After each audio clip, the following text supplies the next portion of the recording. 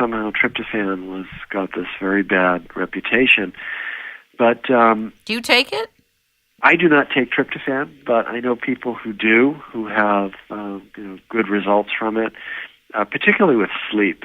That seems to be some people respond very, very well who don't sleep tremendously well, and taking some tryptophan in the evening, 500 milligrams to a gram, really seems to improve their quality of sleep. Doesn't it up-level the amount of serotonin you have in your body, like the joy hormone or the joy chemical? Yeah, tryptophan is actually a precursor. It's the precursor amino acid, ultimately, to serotonin in the body. So you're right. L-tryptophan can help aid in serotonin metabolism. And there are some people, for a variety of reasons, that may not be getting enough L-tryptophan in the diet, although that's not typically. Most people get enough L-tryptophan in the diet. But for whatever reason, I mentioned earlier, when we first started talking, there does seem to be a fair amount of biochemical differences between all of us. And particularly in the area of nutritional supplements, what I've seen is that, for example, with L-tryptophan, some people take it and they swear it's the wonder nutrient, and they just feel so much better with it. Other people take it and they may not see much of an effect. So there's a great deal of individuality in terms of response. Do you test for it? Can you actually test for your serotonin levels at the foundation? There are tests. We offer so many tests, whether it's blood test panels for looking at hormones or looking at liver function, kidney function, cholesterol, lipid metabolism. And yes, as well, there are tests available too that can look at tryptophan levels in plasma. There are some esoteric tests that can be done that can look at tryptophan metabolites as well. So there are a whole host of options for people if they're so inclined. Do you take melatonin? I typically do when I travel. If I travel, particularly any travel overseas, I find melatonin very helpful for resetting my body clock. So I certainly don't fly overseas without my melatonin. I've been told that the pineal gland shrinks as we get older. Is that true?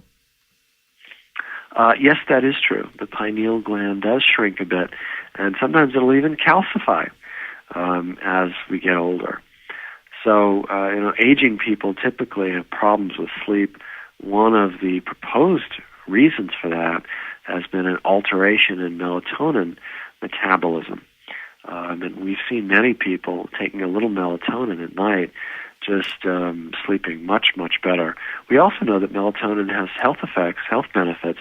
It's a pretty potent antioxidant. A lot of people are not aware of that. I just learned that. I thought that was fascinating, that it is an antioxidant. Yeah, it's a pretty powerful one, in fact, as well.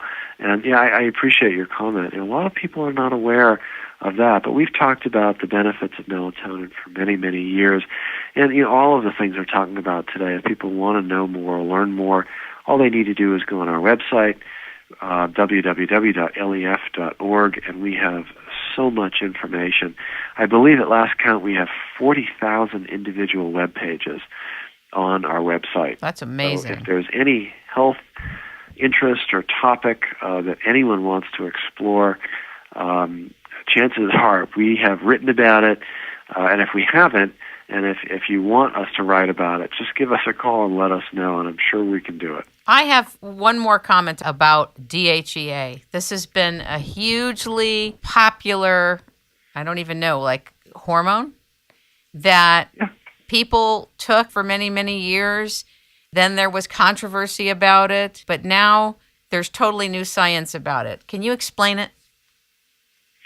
Sure. Well, you'll have to tell me what new science you're alluding. Well, there's new information that women can take it, that there's even types of DHEA that doesn't convert to testosterone that women can take, that men are benefited by taking DHEA. And I wondered if you could just talk a little bit about it.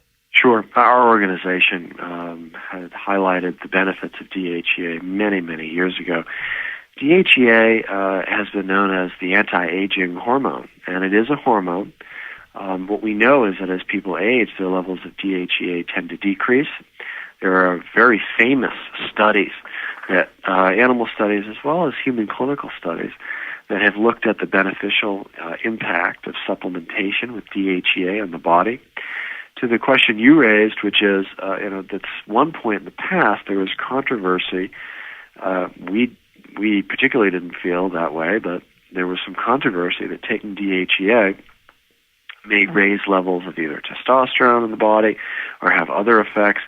And the very simple answer to this is anyone is concerned, if they take DHEA, all they have to do is get their hormone levels checked. Then they'll know exactly what's happening. But what we found in our experience is that women who take DHEA within an appropriate range, and our experience shows that women typically don't need as much DHEA as men. For many women, a dose of, for example, 15 milligrams of DHEA does just fine. For men tend to need a little bit more DHEA.